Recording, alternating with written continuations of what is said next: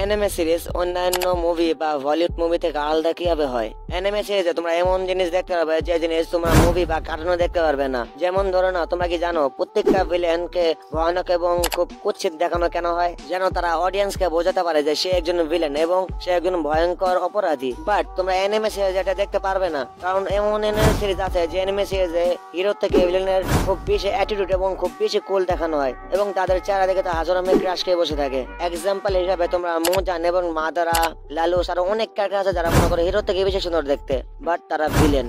এবং তোমরা একটা হলিউড মুভির 2 ঘন্টার সিরিজে কি দেখতে পারবে? হয়তো কিছু ফাইটিং বা কিছু স্টোরি লাইন, এবং কার্টুনে বা কি দেখতে পারবে প্রত্যেকটা এপিসোডে প্রত্যেকটা স্টোরি লাইন বদলে যায়। বাট অ্যানিমে সিরিজে তা হবে না। তোমরা এক্সাম্পল হিসেবে ওয়ান পিস, নারুতো, ব্লিচ এদেরকে নিতে পারো।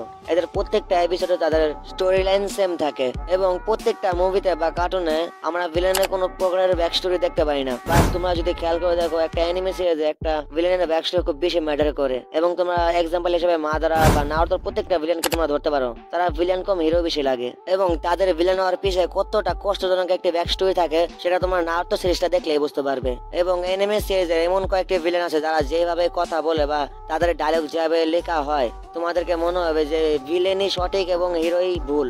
যেমন ধরো মাদারা, পেন, ইতাচি, ওবিটো, এদিকে তোমরা ভুল বলতেই পারবে না এবং এরা হিরোর থেকে বেশি পপুলার অর্জন করেছে। এবং তোমরা যদি খেয়াল করে দেখো যে একটা মুভিতে কি হয়, একটি নায়ক আসে আর দুম মেরে চলে যায়, বাট তোমরা অ্যানিমে সিরিজে তা দেখতে পারবে না। 10 বার হারার পরে একবার জিততে পারবে আমরা এমসি বা হিরো বলতে পারো তোমরা।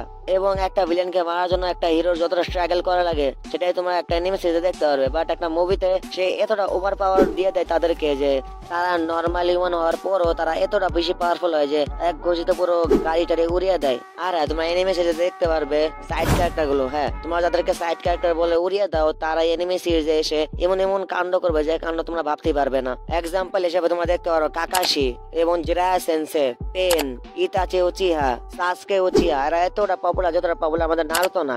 এবং গোজো সাতোকে তোমরা ভুলে যাবো না, সে এতটা পপুলার যে তার জন্য পুরো জুৎসু কাইসেন সৃষ্টি চলে। আর তোমরা যদি একটি ক্যারেক্টারকে মন দিয়ে ফেলো, একটি ক্যারেক্টারকে পছন্দ করো, শেষ পর্যন্ত যে দেখবে সেই ক্যারেক্টারটি মারা যাবে। যেমন ধরো না গোজো সাতোকে অনেক মানুষ পছন্দ করে, বাট শেষের দিকে কি হলো, সে শকুনের সাথে ফাইট করার সময় ডেডলি মারা গেল।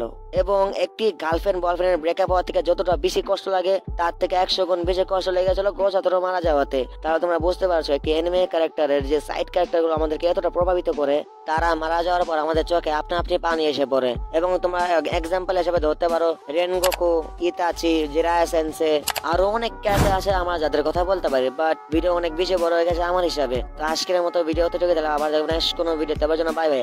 আর এই ভিডিওটা আসলে তোমাদের একটা এন্টারটেইনমেন্ট ভিডিও, তো বেশি সিরিয়াসলি নিও না।